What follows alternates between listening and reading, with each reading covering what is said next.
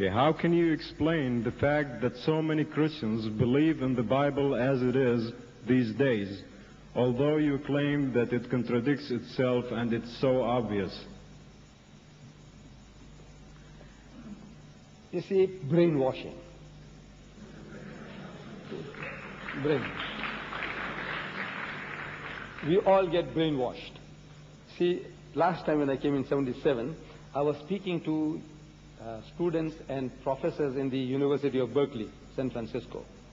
And I said, you are all brainwashed. So one professor stood up and corrected me. He says, no, programmed. I said, I beg your pardon, programmed. We are all getting programmed. You see, we are all programmed from childhood into certain beliefs, certain attitudes. And if nobody comes along with a better understanding knowledge to reprogram you, to deprogram you, you remain there. Because he's like a drowning man.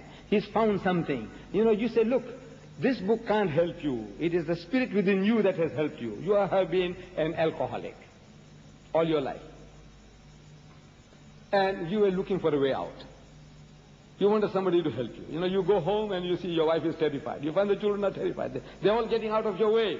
You know what's going on. You know it's terrible, it's horrible. But what can you do? What can you do?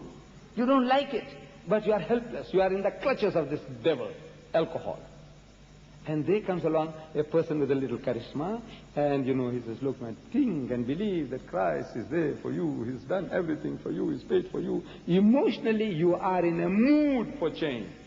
You are like a drowning man, struggling to get out, to save yourself from drowning, and the straw, you know, that you hit upon the straw, and you were able to come out. You say, the straw helped me. I says, no, it was a struggle that you have been going on in your heart and mind. The struggle you put up brought you to the shore, not the straw. But now when you are trying to explain that on a logical basis, it's look, it's your struggle that saved you.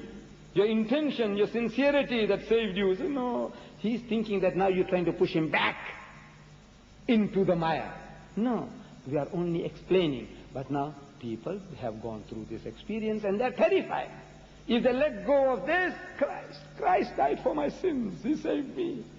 He says, brother, it is your determination, your will, your faith that saved you. He says, no, Christ saved me. As if he's terrified. He says, you want to drown him again, you want to push him back into it. Which is not the case.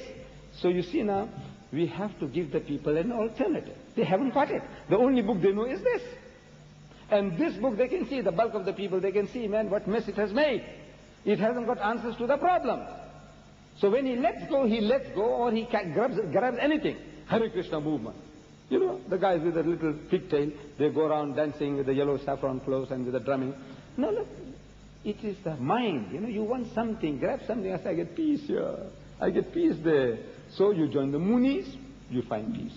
You join Hare Krishna movement, you get peace. It's any movement. It is what you were yearning for, that you were striving for, and these are just excuses. The straws. It's not the straws that are saving you.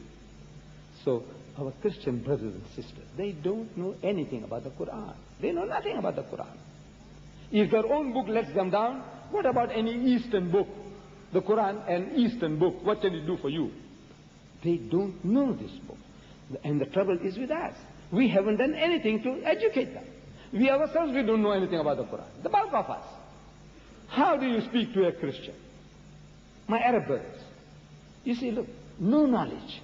You are good Muslims. At heart, maybe you are good Muslims. You know the Quran. But how are you going to explain to them what the Quran says?